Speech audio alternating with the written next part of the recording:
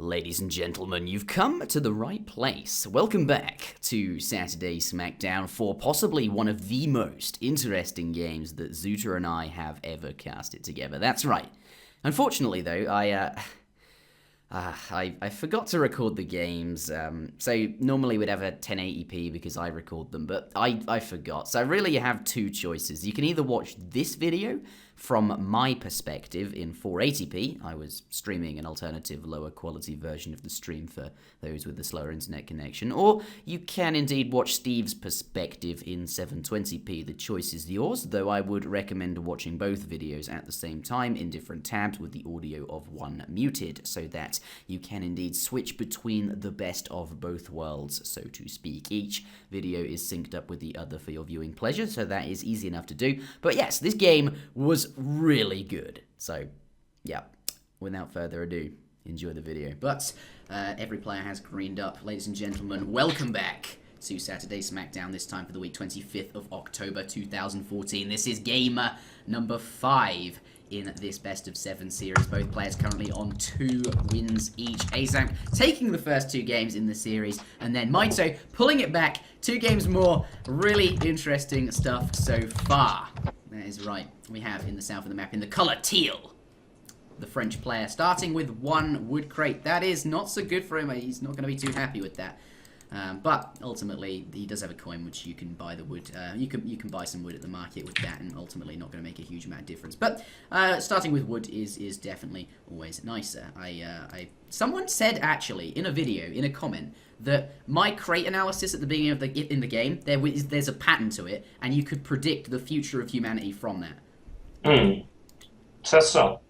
According to this guy, it got like 5 thumbs up, so it must be true. It must be legit, you know. But yeah. Aizamk leaving both those crates on the floor. What? He has left indeed his wood crate and his coin crate. Are you okay? What's going on? Yeah.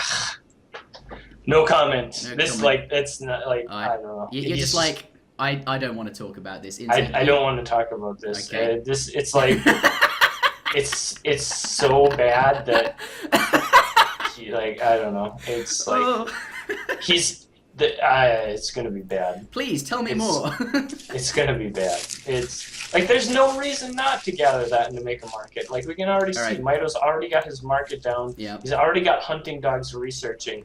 Like, okay, plus I'll explain 6 cows. It's why so he's doing bad. this.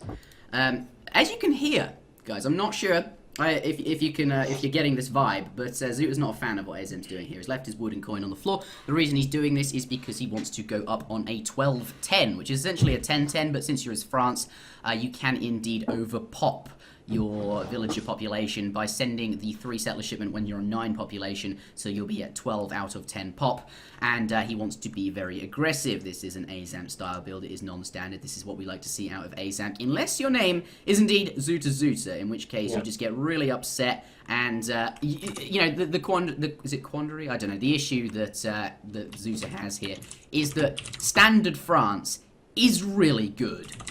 And especially in a mirror. Yeah, and this slightly different style of play, probably not going to be so good. Definitely going to be very interesting. And Aizamk does seem to make interesting work. And interesting can work when your opponent's not catching it. We'll see what happens.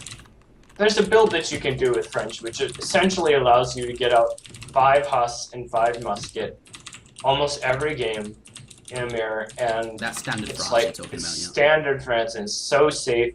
And it's like really, really strong. Yeah. And this, I mean, what Ace is doing is going to hit slightly earlier. I mean, it's going to result in him, you know, being aged up slightly earlier. But, and then now he's building the market now. Like, yeah. Like if you're gonna commit to this style of play, like you should have forward bills and but, like dude, be making a racks. But yeah, I don't know. I hear you. I know. I understand. Right. But especially in a mirror, Ace has played countless. Hundreds of games on vanilla, but on just random casual obs games, and he knows better than anyone else how to play like Aizamk. And you know, he's clearly a clever guy. He's definitely beaten Mitoe in the previous Smackdown, and I think the market does look very odd. I agree with you, but Aizamk, I presume he knows what he's doing. I'd like to hope so, at least. He is definitely significantly further ahead in terms of age time. 75 compared to the other player who at the time was on 25. So, 50% ahead. That's a lot if you consider how long it takes to actually age up. And what I've seen Age do, I'm not necessarily sure that this is what he will do, but you get 5 cav out of a stable really quickly, plus 3 cav as a shipment. That's 8 cavalry. 8 cav, annihilate anything that comes out of a barracks. 5 of any unit that comes out of a barracks just gets knocked over. And I'm interested to see if that is what he'll do. He might not do that, though. But, I mean, if Mitoe just makes a Rex, makes 5 muskets or 5 pikes, and ships his Minutemen, like, the game essentially just ends. Yeah. Like, and look at his hunt. It is so good. He is so safe with that food. Like, Aizamk is going to have his work cut out to actually do anything. But we'll see what he does. That gold mine is, well, the gold mine's not super good. Yeah. Unfortunately, the gold mine is like the cross position from where the stable is. The stable is also in a very strange position. I watched, I think a couple Smackdowns ago, we watched Nightbr do something kind of similar to this, where he did like a we did. I remember did like a forward stable. Mm-hmm. But if you're gonna make the stable, like make it forward, make it so you can like cut as much of the runtime out as possible. Like he's still gonna have to build the husk and then run them all the way painfully across the map. And like look at where the barracks placement is for Mitoe. He's identified like that he just needs that if he just can keep that safe, that he's perfectly fine. This is true. 3 cav now out though, going to come in, maybe able to pick down that Explorer there, pick himself up 45 XP and deny his opponent an Explorer who of course does the scouting, but ultimately I think here he'd rather be killing settlers, and that's actually indeed what he wants to do, what he is going to do. Only going to use the 1 cavalry unit to dispatch the Explorer there, the other 2 now going to come in, try and kill some settlers, but actually Mitoe being very quick to garrison them and ultimately not going to kill anything. Yeah, and there's like 6 musks in queue, so I mean like I don't know. We'll have to see. He's got to get vill kills going in to take a villager kill here. 5 cav now. Outlaw has all 8, and I think what he's looking to do here is when those 5 units, 5 musketeers pop out of that barracks, he can use all of these cav to absolutely annihilate these musks. Of course, musk very good against cavalry. They have that ×2, ×3 damage multiplier and can do a lot of damage. But 8 cav is still no match for 5 musk. But actually, not all of the cav in the same place at the same time, and the positioning not too good there. So maybe not going to be able to knock them down. But I think that was what he was hoping to do. Yeah, and Mitoe did at least, or Ace rather, did at least kill, I think, 2 CDB. I believe we saw went down, which is good. I mean, he needs to probably kill another 1 or 2 more to actually make this be worth it. Mitoe just being a little sloppy there, to be perfectly honest. He had it scouted with his scout. He knew where those first 3 Hussar were coming from. I do like how he's got his villagers positioned on his gold mine right now, and using the cows actually to block the pathing so that the cav actually can't get through there. It's actually really smart. Pseudo anti-cav. You can see the 1 cow that's standing between the gold mine and the house, which is essentially blocking the pathing. That's clever. Really nice stuff really to see clever. from him. Yeah. I really like that. Yeah, but probably, it has to kill another 1 or 2 CDB to make this build justified. Yeah, I mean, like let's look at it in terms of rush boom. If you're booming, you're investing time into making your own economy good. If you're rushing, then you're investing time into like making your opponent's economy worse and therefore your own economy better. By putting military units on the board. So you're hoping to do more damage to them than you will do to yourself by, not booming. And here, I don't know if he's been able to achieve many settler kills. He's not gone for the all-in at this point. He's not actually as far behind as we might like to, Actually, he has got a fairly decent amount of settler kills overall, I think. I think he's gotten like 3. Yeah, that's pretty good. Obviously now pulling out, going to go for down the 4 villages there, of course. Yeah, but Mitoe's aging. Like I don't. Yeah, that's the thing. Yeah, that's the thing. Like he's up. Look at like his tech line is like so much more advanced. He's had placer mines and steel traps and great Coteep and like all research for significantly longer than Hayes. Yeah. He is losing villagers like carelessly here. Did we see another villager? I didn't even notice. I see a dead body on the floor. Wow, and of course idling them all at the same time as well. Just moving these cavalry around, right? And these musketeers that he wants to sort of use, I don't know, aggressively. He wants to do something with them. They're having to walk around to defend against cavalry, and ultimately, just pulling his units around. But he's now up to fortress age. Yeah. Yeah, and I mean, once 5 Dragoons gets out, which I'm assuming we'll see is the next card for Mitoe, that's going to be really tough to deal with. And I don't think Aze is really in a position where he can age. Like, his economy is just not set up to the point where he can really, like, be expected to be able to age. Yeah. And so he's going to have to try and force something in Colonial. And I think once that first shipment of 5 Dragoons gets out, this is going to be very difficult for him to do. Yeah, 5 Dragoons, of course, very, very strong against cavalry. They have that ranged cavalry unit that's a ×3 damage multiplier against cavalry. I'm saying this for the benefit, of course, of the people who may not necessarily watch Age of Empires 3 as consistently as our regular viewers. We do indeed have a larger audience than we normally would. But, yes, those are going to be very good against the cavalry, and he can now start to train skirmishes, which he has begun to do, which are, of course, really good against infantry. And here we see... Another CDP kill. Yeah, coming in with these 3 cav, going to steal that kill at that village there. And there are other villagers near the gold mine here that he can kill. Of course, now going to come out with the 5 cap on the other side. Another, is that 2 more villager kills? Look at the villager population. Aizamk really starting to pull ahead. This is really nice. But, I wonder if it's going to be enough to make up for the lack of tech advantage. He's like 10 villagers behind. That is even more. Watch these go down.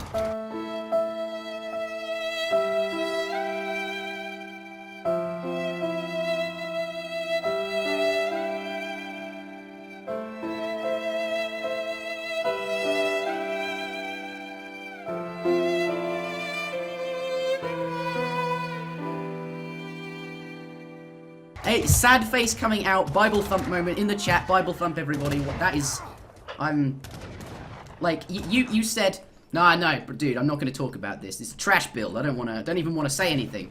And well, let's look at be where honest. we are. Mitoe just look at where we are, Zuta. Mitoe just played this very poorly.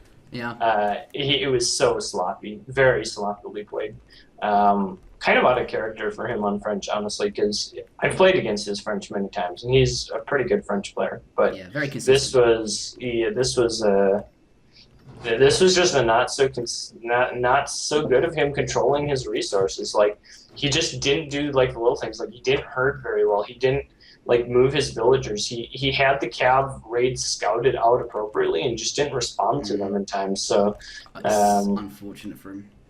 Yeah, it was just a little sloppy, I think. Yes, but I was mentioning, you know, we have not seen. What did he send? Indeed, he sent 1,000 wood actually. He's building a town center, which is like very questionable in itself.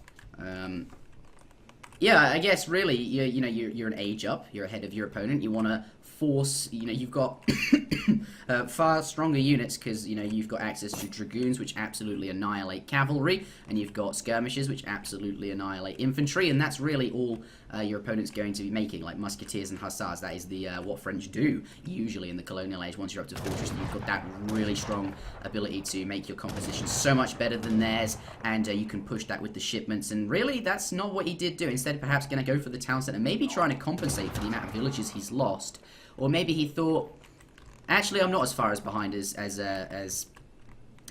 well he actually is, and feels as if 1,000 wood at this point in the game is a good idea to secure a town center and pump out the villagers, and that is sometimes the right move at some point in the game.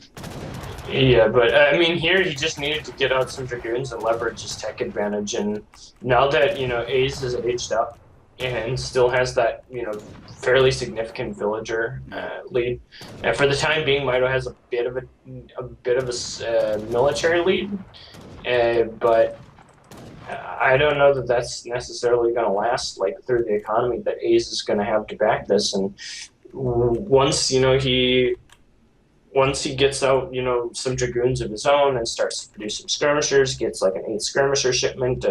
We see a 3 cuirassier shipment coming right now. Yeah. And this is going to be tough. In fact, those 3 curs. Oh my goodness, he's got 8 curs. 8 curs. Yeah, it's like 8 cuirassiers is going to kill that whole army. I feel as if this game of Age of Empires 3 is a bit like a poem. The terrible, well, what have we got down here? Lots of dragoons now on the field. Unfortunately, those cuirassiers aren't going to be quite so useful. This is actually a really nice army that Mitoe has. Very well equipped to deal with these cuirassiers. But I was talking about a poem just a moment ago. Very interesting, somewhat debatably terrible start from Aze, the way he played it. And, starting with the 8 hussars, and now at this point he's mirroring it from a previous point in time with the 8 cuirassiers. I don't know, there's something beautiful about this Zuta. Well, he certainly did outplay Mitoe in the early stages of this game. I mean, to even be in a position where he could even like consider being in a winning position is just fairly mind-boggling. Here it looks like Kerr's coming in from the left-hand side, going to set up for a big flank. Yeah. I mean, if you can get those cuirassiers up in close and personal into hand combat with the dragoons, you can actually do a lot of damage to them and take them out. And I think that's what he's going to do. Perhaps 8 skirm Minutemen. 8 skirm plus Minutemen now going to come in, going to get those up and close personal with the dragoons. Though they do get scared off. He needed like a couple of seconds of no response from Mitoe to make this worthwhile and actually get some value out of it. But I think going to get. Having said that, though, they are those dragoons going down really quickly to, of course, the skirmishers as well. And I actually think that. You know, Aizamk has the superior army and definitely takes a very convincing win there. Yeah, no, it was just a good setup. He just forced the dragoons to the south side of the base, forced them out of position, and then just left like 2 of the Kerrs back into the back lines of the skirmishers, and was able to effectively clear them up really quickly. Did not see that. That is a lot of skirmishers. How many exactly is it? 8 skirmishers, right? No, I'm looking at shipments. I need to switch over to the other tab, which is indeed military. 13 skirms. I just did not notice them in the back doing so much work. Really strong, of course. But 5 of them popped out, like, he timed it all really well. He timed the 8 skirms popping from the TC, the Minutemen, and 5 skirms as well coming from his racks. He timed all of that popping out at about the same time. Yeah, and I don't know that he can recover from here. Mitoe can. His eco's fairly far behind. Compositionally speaking, he doesn't have nearly the hand cab threat that Ace has out on the map, which is fairly significant when it comes to like raiding and stuff like that. So it is going to be tough for him to proceed from here. Yeah, that town center though, you know, is allowing him to catch up in terms of villager pop. He is still definitely behind. And you know, he's definitely catching up. It was an interesting decision at the time. We might have wanted him to see him pushing that tech advantage he had a bit sooner. But yeah, Villager's catching up. Yeah, but I mean, at what cost? His army is starting to fall behind. Yeah. It's not caught up to the point where it's going to be on even grounds in terms of production and stuff. I feel like Ace is going to get like another like big batch, like with his next shipment. Okay, there's his next shipment. 12 Swiss pikemen has arrived. These things have an absolutely outrageous damage versus cavalry. 22 damage multiplied by 5 versus cavalry. These things are absolutely lethal. Cuirassiers just going to be rendered useless. Fortunately, though, Mitoe doesn't have that many of them. Not to mention also that the Swiss pikemen have a really high siege damage, and he can use these to raid, but not villagers. He's just swinging them in from the back. This is classic A's. Like make a questionable unit and then swing it in from an awkward position and then just like smash a fight and like leave everyone with their heads scratching. I must admit, Ace does like his Swiss pikemen, but I think, you know, Black Riders and some of the other mercenary shipments. Well, we have like maybe Mitoe making a play to get back into it over here. Yeah. Oh, wow, I did not notice that. Lots of villagers going to go down there. Cuirassiers going to exert that area damage. Fortunately, though, his army does come in. I don't think he actually lost any. Yeah, he lost 1, I believe, but it wasn't that many. Not too bad. And honestly, he can fight this fight and he just fine. I mean, even without the Swiss pikes, he probably still wins this fight just because he's got a fairly significant advantage in terms of just skirmisher count. Honestly, those 12 Swiss pikes probably could just be just as well like sieging the home TC or stable or something at this point. And the houses is bringing them down there. Certainly very good at that. But here, going to use them in the fight as well. Unfortunately, going to take some damage from those skirmishers. They're not really very useful against skirmishers, but if you just chuck in units at your opponent, I definitely think you can overwhelm him here. Really, what Ace needs is something to seal the deal, like some, you know, something decent that does really well against skirmishers, like, you know, cannons or indeed more cuirassiers, which I think is in the queue. Yeah, I'm going to make the bold prediction right now. I'm going to say 12 Swiss pike just lost in the game. Do you think so? Yeah. Yeah. I mean, what you really need is more skirmishers. You need to have either like a load of skirmishers so you can engage in the ranged volley wars, or else you need to make like some sort of tech switch into like a large number of cuirassiers so that you can raid and have map control. And I don't think that the slow-moving Swiss pikes and 2 Valks are are going to have that much of an impact here. And I think he's just given Mitoe too much time now. And to get back into it. Yeah, I think the 12 fight may have lost him the game. I mean, that town center has been running for a long time now. Both of them is actually now definitely caught up. One villager ahead, and is going to be able to, make that gap in settlers even bigger. Though something I'd like to point out that people, when you're running 2 town centers, you have to take into account the amount of food you're putting into it. You're about 5 villages down, just on food that you would not normally be spending on creating villages. So good volley. Yeah, good volley from the Falconets. Indeed, lots of damage taking into the skirmishes, and of course that huge multiplier cannons have. Ooh, it's a good thing those curs. See, there's a little bit of sloppy control here from Mitoe. He is actually catching the slow-moving units a little bit out of position. Yeah. If his curs would have immediately just gone right on top of the Falconets there, though, I think he would have been able to kill like both the Falconets and even some skirms there. Maybe a little bit sloppy play there. Perhaps. I did notice that the Aizamk's cannons were like in movement mode. Sometimes you like click the button by mistake or something happens and you try and shoot something too far away and they're like, yup, time's up, let's go. And then they like pack up and they were in the sort of movement phase and they got shot up by skirmishers. You're trying to like make them move just like a couple tiles forward and they like decide that's the perfect time to like pack back up and like start like moving out, and then they do like the little thing where they'll just like dance around and like there's just you're like, why do you do this? Why do you do this? More annoying things coming from ZutaZuta, but we do hear an engagement coming to be. There are a lot of dragoons there. They have a ×2 multiplier versus artillery, though of course Falconets do resist 75% of range damage, so it is questionable if you really want to shoot them because most of their damage isn't going anywhere, and of course all these skirmishers on the front do lots of damage. Yep, Queer's coming in, trying to get around the side, going to do lots of damage to the skirmishers, but no, there are far too many dragoons there for that to actually happen. And during all of this, a huge Swiss pike raid going on. What? Oh wow, yeah. Nice. Still like third or four bills. Yeah, and the unfortunately though those 2 Falconets coming in should be okay. Yeah, should stabilize. Should be fine here. But yeah, those dragoons not going to be. The moment's passed. Let's not bother with that. But yes, 2 Falconets. I think he should be fine. Indeed. I just want to point out I called the French cavalry queers, but that's in French. I believe it's pronounced cuirassier, and every time I shorten it, it's not so good. I need to perhaps pronounce it incorrectly or use the full pronunciation every time. So. I always pronounce it cuirassier. Yeah. But maybe that's probably maybe something I should aim to do, but I think cuirassier is closer. In French. I don't know. It's not a long, really confusing French word. It is indeed. It's not particularly relevant in this fight. Right now, the point is that we see cannons going to start sieging down these houses of the French player. Well, they're both French actually, but yes, an engagement, or not so much an engagement, but certainly. Things have actually evened up incredibly closely.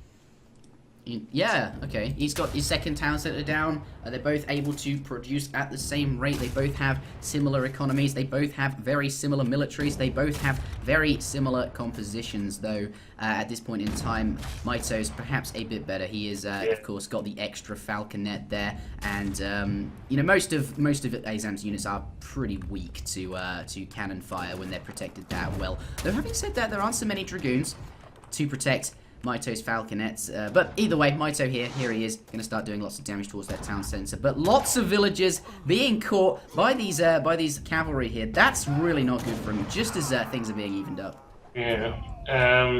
The one thing that having the extra Falconets or having Falconets in general in your composition does slow down your composition.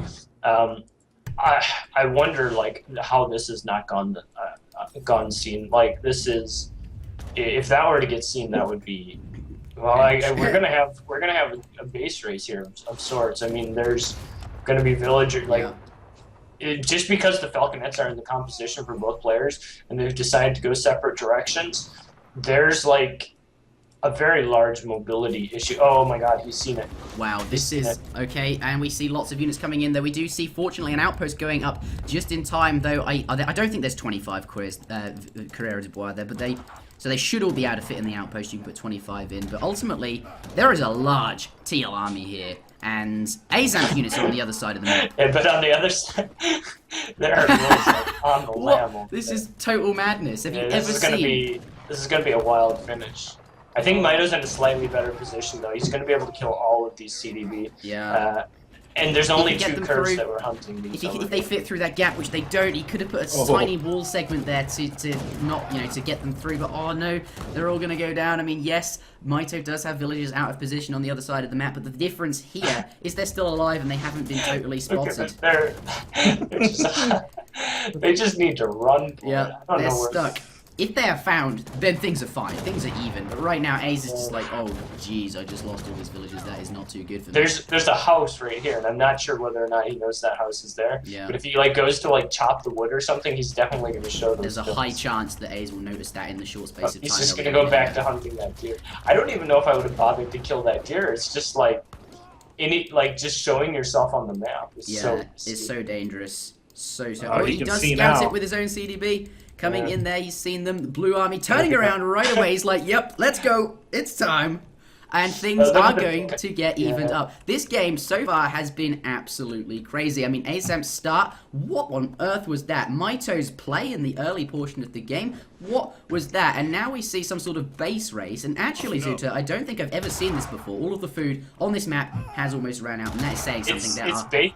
It's basically gone. And, neither player has any wood. Neither player has the wood required to make mills. And I just don't want to look. I'm not going to look at these villagers whilst they're being killed. Sorry. Anyway, continue whilst I don't look at that. I don't know. I don't know actually who wins from here. I guess A's wins because he's got the wood to make a mill. The wood. Where is he making his mill? Mill. You heard it here first, ladies and gentlemen. That's why Aizamk wins the get. He had the wood to make a mill. He doesn't anymore. But, I mean, neither player has any food. Neither player has their second town center, which doesn't matter because they don't have the food to make villagers out of that town center. Yeah. They're both down to under 30 bills. A's, I guess, has slightly more. Such French mirror. A's is both of their armies are about the same size. Mitoe does still have the advantage that he has both of his falconets, so if they were to engage in a straight-on head-to-head fight, yeah, they's got that advantage, yeah, definitely. In terms of military, he still has the ability to make. Whoa! What just happened? The population jumped up hugely. By something. Okay. Yes, more villages going down. That is probably the more important thing here. That really isn't good for Mitoe. He's already behind. This is why it jumped up huge. He's just got 8 curves. Oh, right, okay. I wondered what happened. I thought, was it a shipment? What was it? But it was 2 batches of 2 batches of cuirassiers, yeah. Yeah. Wow. And he's got to win now, right? Or he's got to, if he's going to win the game, it has to be right now, because he's just lost even more. He knows to himself, yes, I just lost some more villagers. This is not good. I'm behind. I can't really catch up at this point. There's no food left on the map. I do, however, have this really big army. My opponent is avoiding me. He's probably avoiding me for a reason. This is, and of course, well, I guess both players are going to have to start investing into mills and such, which are really expensive, and because of that, you're not going to be creating as many units. But if he has to push now, he does not have as many villagers, he does have a stronger military, he knows that this is where he makes the game, it's make or break, this is where it has to be, he's going to have to push in now and see what he can do. I don't know if it explicitly matters that he has fewer vills. There's no gold on the mine, there's no gold on the map, neither player has the availability to gather, from this remaining gold mine. Neither player can make plantations. I mean, they don't have the wood to make plantations. No. And so I don't know that it really matters how many vills he has. Vills are almost useless at this point. Of course it matters, but actually, the vills are definitely not as useful as they were earlier in the game when there were actually resources to collect, because your economy isn't going to change whilst you're gathering wood to build a mill or build a plantation. And, we're going to have 5-10 minutes of economy time, which is really not going to add anything to what we see on the map until, the actual economic infrastructure goes up here. So, really, all it's about right now is the units you have on the board. And at this point in the game, I must admit, that is a massive teal French army, and it's all costing gold. At this point, you don't see this very often, but, Aizamk's starting to spam trash units, going to bring out the veteran crossbows that cost food and wood, has got the veterancy upgrade, and trash versus gold units, Not so good, especially when you have 2 Falconets in that mix. And as the great Victor Sweet once said, why do I need bills? They're just taking up pop space. And that's exactly the truth for Mitoe right now. He doesn't have the wood to really support those extra 30 bills and this huge army. So it's probably better that they're just dead and not taking up pop space. They're not. You bring them into the fight, dude. They help you fight. They're French villagers. You could actually do that. Yeah. Maybe that's the right thing. Surely. Well, actually, I guess Mitoe being so far behind in terms of villagers that it's all about this push, right? Bringing the villagers in, that's a legitimate thing. But obviously, you're not going to think of that because it's just so outrageously, like. I mean, in this very specific circumstance, it might be correct. There's certainly something to think big about. volley from the Falconet. Yeah, lots of but he damage did kill the going on. Falconet. It is, and now he has absolutely no Falconets versus... It's going to come down to these 2 Falconets and getting off good volleys against the range. Well, the Carrera de Bar popping out of the town center, they're going to try and get into hand combat with the cannon there and do lots of damage to it. You can see, I think Teal's trying to reposition his army. No, actually, the cannon doing the little twirly dance. What is it doing? Both the cannons hang down, having neutralized that. He now stands a much better fight, but actually, this fight is total madness. I'm really not sure who is in the lead here. I think Aizamk has got the added benefit of using his villagers defensively. And I think, you know, the amount of damage that they can soak is going to be very, very significant in this fight. And actually, I think he will be able to repel this. I think you're right. I think I think not only has he repelled it, but I think if he repels it, he's won the game. Yeah. That's... Yeah, wow. Wow, okay. And, you know, like, the amount of damage the villagers sponged, you know the way the attack move functions, all the units target the unit that's closest to them? What he did, he got his villagers right up into the middle of the Dragoons, so that when they're attacking... Pioneers, like, he's bringing everything to the Pioneers! Like, he's got a deck built for playing, like, this particular game. For playing, like... He's got his deck tailored to like the exact outcome that he was expecting. Pioneers, for those of you in the chat who don't know, perhaps you don't play this game as consistently as I regular, blah blah blah. Pioneers, 60% extra HP on your villagers. These things have more hit points than the military units. In terms of fighting, these are actually better now. These villagers are stronger than any of the other units here and would win in a straight up 1v1 fight. The only thing is, really, villagers should be gathering resources, and they take so long to train that you would never want to use them in a fight. But it's worth pointing out that is how good they are at this point.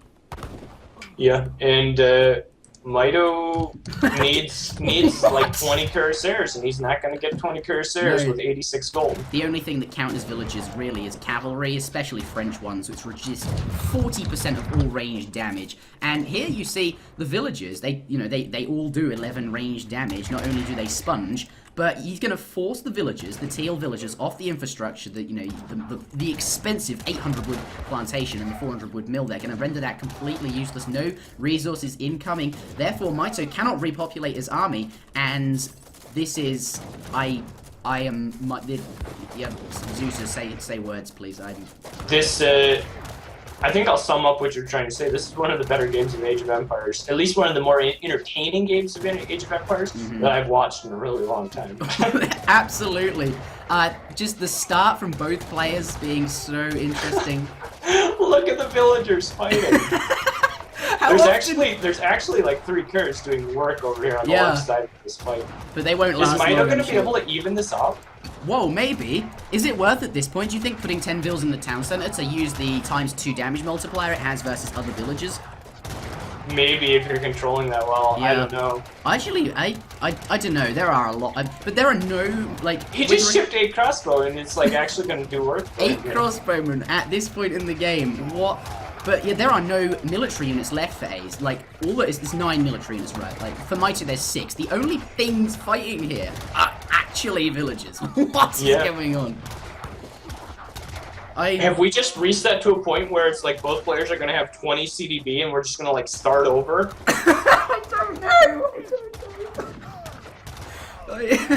I'm legitimately confused. Like because I don't think Mitoe is lost. What? He's resigning? No, he's lost. It's not over yet, dude. It's not over. Maybe he just he calls the game there. Ladies and gentlemen, Mitoe losing this one. Aizamk taking the 5th game in this series. Possibly one of the most interesting games. Not necessarily well-played games, but certainly interesting games that I have ever watched in the time that I have played this game. Wow. That was an insane game. That was an insane game. Yeah, he that shouldn't was, have like, resigned. He sees it. Yeah. He says it. I know. Oh, he shouldn't have resigned. The thing is, because villagers. Oh. Dude, can you imagine if he played it on? He's in a worse position, but is his infrastructure better? No, it's hard to say. He's got a plantation up, which means he's going to be able to gather gold. Yeah.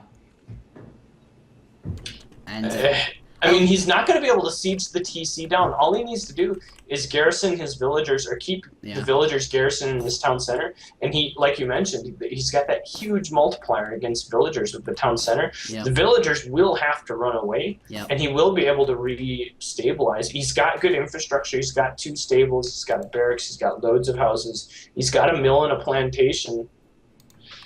Yeah, and you think like essentially at this point in time, they don't have military units, right?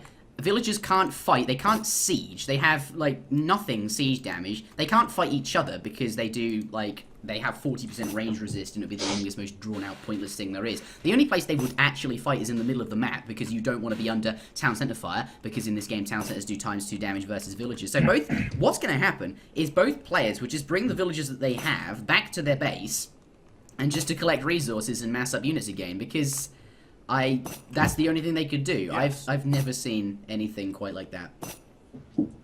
That fight that went on in Aza's base, there was just pure madness. There was way too many, like, there was villagers and, like, falconets, and there was, like, 2 curs here and 2 curs there, and, like, a dragoon, like, randomly shooting, and, like, there's no way you could, like, effectively control that. It was just such madness. Yeah. And I guess at the end of the day, what ended up winning him the game was the fact that he just had pioneers, and like his villagers just tanked so much more damage. Yeah, traditionally you do not put pioneers in your deck. It's you know, there are other shipments in the game that you could have, and the only time really you'll seeing any play pioneers is against the Sioux, where you do some sort of cheesy stuff, which we won't go into, but wow, Pioneers. Stroke of Lucky had that there. Maybe Ace just has one solid deck he uses for every match because he doesn't like picking different decks, and that was you know, Pioneers won him the game. Well, yeah, sort of. Certainly helped. Well, yeah, that was a really good game. Both players in the chat. I'm scrolling through the chat right now. If you press page up, you can scroll. They had a really long conversation about it as well. They're enjoying it. There's no salt involved here. They're both smiling. Let's get into game number 6. The score is now 3-2 to Aizamk. Aizamk's favor, the blue player. Wow.